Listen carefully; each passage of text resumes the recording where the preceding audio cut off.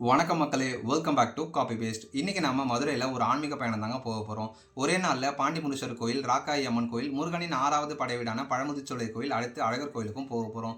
இந்த ஆன்மீக பயணத்தோட அனுபவத்தை தாங்க இந்த வீடியோவில் நான் உங்ககிட்ட ஷேர் பண்ணிக்க போகிறேன். அண்ட் வாங்க மக்களே, வீடியோக்குள்ளே போகலாம். நம்ம முதல்ல பாண்டி முனீஸ்வரர் கோயிலுக்கு தாங்க வந்திருக்கோம். சுமார் 200 வருஷம் முன்னாடி வள்ளியம்மாள் பெரியசாமி தம்பதி கரூர்ல இருந்து மதுரைக்கு வர வழியில் இருட்டானதுனால மதுரை மேலமலையில் படுத்து தூங்கியிருக்காங்க. அப்போ வள்ளியம்மனுடைய கனவுல நீண்ட தாடியுடைய ஒரு முனிவர் வந்து, நான் தான் மதுரை ஆண்ட பாண்டியன் நெடுஞ்செழியன், கண்ணகி கோவலனுக்கு அநீதி இழைத்த பாவத்திற்காக மறுபிறவி எடுத்து அந்த பாவத்தின் நிவர்த்தியாக இதே இடத்துல ஈசனை நோக்கி 8 அடி மண்ணுக்குள் தியானம் செய்வதாகவும் தன்னை மீட்டெடுத்து வழிபட்டால் அவர்கள் குடும்பத்தையும் மக்களையும் வாழ வைப்பதாகவும் சொல்றாரு. அப்போ திடீர்னு எழுந்த வள்ளியம்மாள் கனவுல வந்த எல்லா விஷயத்தையும் தம் கணவர்கிட்ட சொல்ல, விடிஞ்சதும் ஊர் மக்கள் எல்லாரும் சேர்ந்து அந்த இடத்த தோண்டும் போது மிரட்டும் விழிகள், முறுக்கிய மீசையோட பத்மாசனமிட்ட கோலத்துல கண்டெடுக்கப்பட்ட சிலை தாங்க நம்ம பாண்டி முனீஸ்வரர் சிலை. வேண்டுதல் வச்சு வருஷம் ஃபுல்லா கிடா வெட்டு நடக்கிற சக்தி வாய்ந்த பாண்டி முனீஸ்வரர் கோயிலுக்கு வாய்ப்பு கிடைச்சா கண்டிப்பா ஒரு வாட்டி போயிட்டு வாங்க. பாண்டி முனீஸ்வரர் கோயிலுக்கு போயிட்டு அடுத்ததா நாம அழகர் மலை மேல அமைஞ்சிருக்க ராக்காயி அம்மன் கோயிலுக்கு தாங்க வந்திருக்கோம். அழகர் கோயில், பழமுதிர்ச்சோலை முருகன் கோயிலுக்கு மேல அமைஞ்சிருக்க ராக்காயி அம்மன் கோயிலும் சரி, அந்த கோயில் அமைஞ்சிருக்க இடமும் சரி வேற லெவல்ல இருக்குங்க.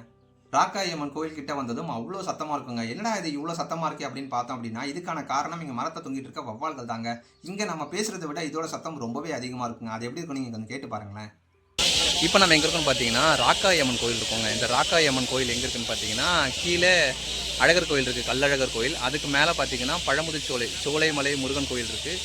அதுக்கு மேலே தாங்க இப்போ நம்ம இருக்கிற ராக்காயி அம்மன் கோயில் இருக்குது. ஸோ இங்கே வந்து புனித நீர் இருக்கும். ஸோ அதில் நீராடிட்டு நம்ம கீழே போயிட்டு பழமுதிர்ச்சோலை சோலைமலை முருகனை தரிசிச்சுட்டு அதுக்கப்புறமா அழகர் கோயில் போயிட்டு அங்கே கல்லழகர் தரிசித்து அதுக்கப்புறமா கிளம்பலாம் அப்படின்னு நாங்கள் பிளான் பண்ணியிருக்கோம். ஸோ இங்கே பார்த்தீங்கன்னா இடம் சூப்பராக இருக்குங்க. அந்த ஸ்டெப்ஸ் தான் ஏறி போனால் இடம் நல்லாவே இருக்கும். நிறைய குரங்குகள் இருக்கும். இப்போவே குரங்குகள் அதிகமாக இருக்குது. எப்படா வீடு இருக்குதுன்ற மாதிரி இருக்குது. இப்போ நம்ம பார்க்குற படிகளில் ஒரு 5 நிமிஷம் நடந்து போனோம் அப்படின்னா ராக்காயி அம்மன் கோயிலுக்கு வந்துடலாம். நம்ம மேலே வந்ததுக்கப்புறம் அப்படியே திரும்பி பார்த்தோன்னு வச்சுக்கோங்களேன், இந்த இடம் எவ்வளோ அழகாக இருக்குது அப்படின்றது தெரியுங்க. இப்போ நம்ம பார்த்துட்டு இருக்க ராக்காயி அம்மன் கோயிலோட சிறப்பே இங்கே இருக்க நூபரகங்கை தீர்த்தம் தாங்க.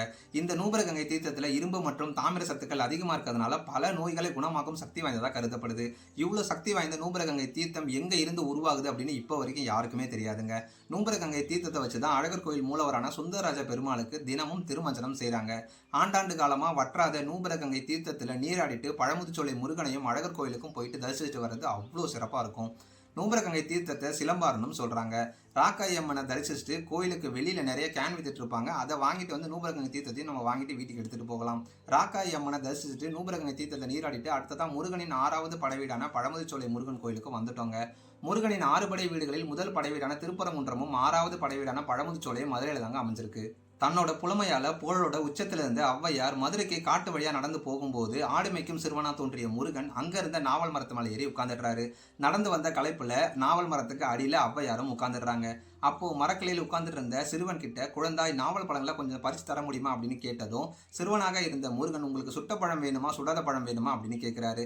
அதுக்கு ஔவையால், பழத்துல என்னப்பா சுட்ட பழம் சுடாத பழம்னு இருக்கு, சரி எனக்கு சுடாத பழமே கொடுப்பா அப்படின்னு சொன்னதும் சரின்னு மரக்கிளையை உலுக்கி விடுறாரு. அப்போ நாவல் பழங்கள் எல்லாம் கீழே விழுது. அதை எடுத்த ஔவையார் அந்த பழத்துல மண்ணு ஒட்டி இருந்ததால வாயால ஊதுறாங்க. உடனே சிறுவனாகிய முருகன், என்ன பாட்டி பழம் சுடுதா அப்படின்னு கேட்கிறாரு.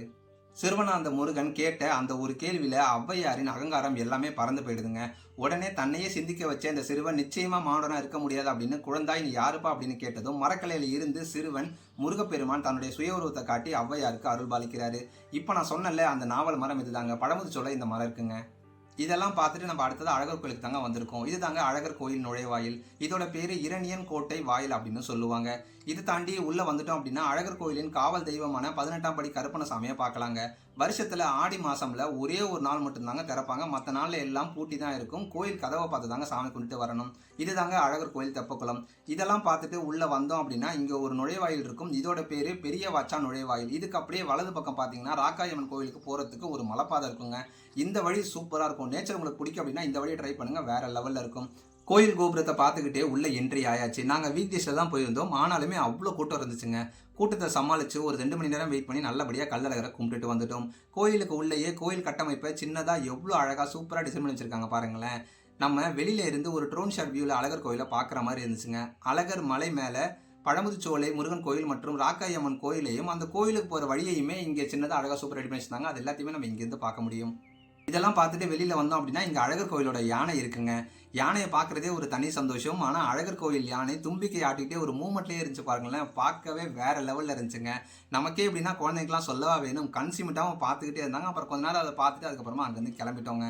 அண்ட் இதோட வீடியோவோட எண்டுக்கு வந்துட்டோம். இந்த வீடியோ உங்களுக்கு பிடிச்சிருக்கும்னு நம்புறேன். பிடிச்சிருந்தா வீடியோக்கு ஒரு லைக் போட்டு நம்ம சேனலை சப்ஸ்கிரைப் பண்ணி விட்டுருங்க. அண்ட் இந்த மாதிரி ஒரு வீடியோ பார்க்கணும்னு ஆசைப்படுற உங்களோட ஃப்ரெண்ட்ஸ் அண்ட் ஃபேமிலிக்கு இந்த ஒரு வீடியோவை ஷேர் பண்ணி விட்டுருங்க.